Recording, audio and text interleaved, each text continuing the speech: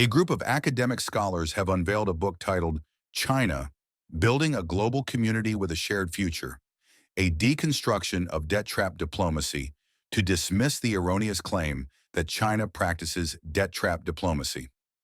Authored by a group of African scholars, the book presentation was held at the Department of Political Science and International Relations at the University of Abuja on Thursday. Professor Sheriff Ghali Ibrahim, head of the Department of Political Science and International Relations, in his remarks, said there is no evidence to support the misconception that China practices debt trap diplomacy. Ghali, who is also the director of the Center for Contemporary China-Africa Research in Nigeria, made the assertion while speaking at the book presentation titled China, Building a Global Community with a Shared Future, a Deconstruction of Debt Trap Diplomacy, held at the University of Abuja on Thursday. The foreign policy expert stated that, contrary to the erroneous claims by Indian scholar Brahma Chellaney, who suggests that China is debt-trapping poor nations to extract economic, political, or strategic concessions, China is instead building a global community with a shared future by engaging in initiatives aimed at improving the world. The issue of Taiwan, Hong Kong, the issue of Uyghurs in the Xinjiang province, the issue of Tibet, these are all flashpoints that the West or anybody who wishes to actually create problems for China could actually ignite. But China has remained stronger, pushing all these particular forces back. Then another issue came, which started in 2017 by Brahma Chellaney. Chellaney is an Indian scholar, and Chellaney observed that China is debt-trapping developing nations, that it gives them loans, then it continues to give them loans, just in order to debt-trap developing nations so that it may later possess what these particular nations own, such as seaports, airports, and the rest of them.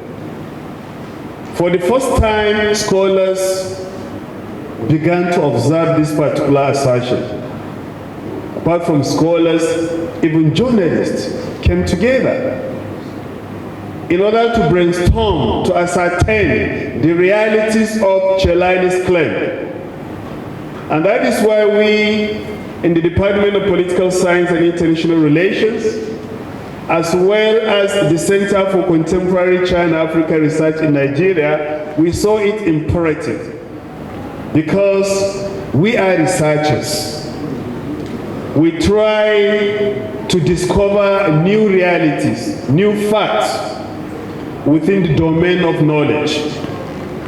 So, having invited contributions from authors, from writers, from across the continent of Africa, the outcome is this particular piece, which is China building a global community with a shared future. Professor Ghali noted that since joining the framework of the Belt and Road Initiative, BRI, Nigeria has benefited significantly from China, particularly in infrastructure development, including rail and road construction, seaports, energy, technology transfer, and human capital development.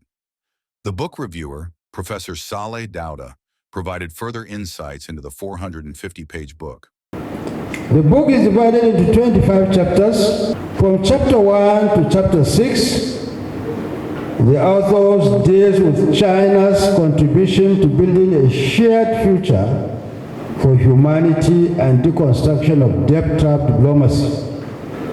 The authors argue that there is the absence of debt trap by concessional loans to Africa, unlike the ones given by international financial institutions like the World Bank and the IMF. Furthermore, the authors dwell on China's contribution to intercontinental connectivity and global integration against debt trapping.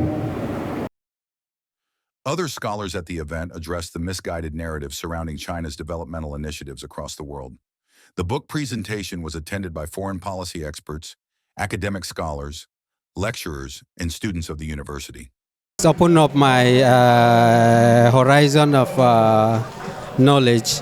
I had the impression that initially that China is actually colonizing Africa, but with the book and how the reviewer reviewed what is in the book, although I did not read the book, but I could grasp that, it's a kind of win-win situation between Nigeria and China. From the book, you should be able to know that it's also a negation to the mindsets that have been placed, about the Chinese growth and development. Because China is coming behind. Before the 1949 revolution, nobody knew that China can come this very far, very, very, very far. And it's because of their ingenuity about advancing the cause of their people. Look at their population, about 3-point-something billion. But look at the economy of China today.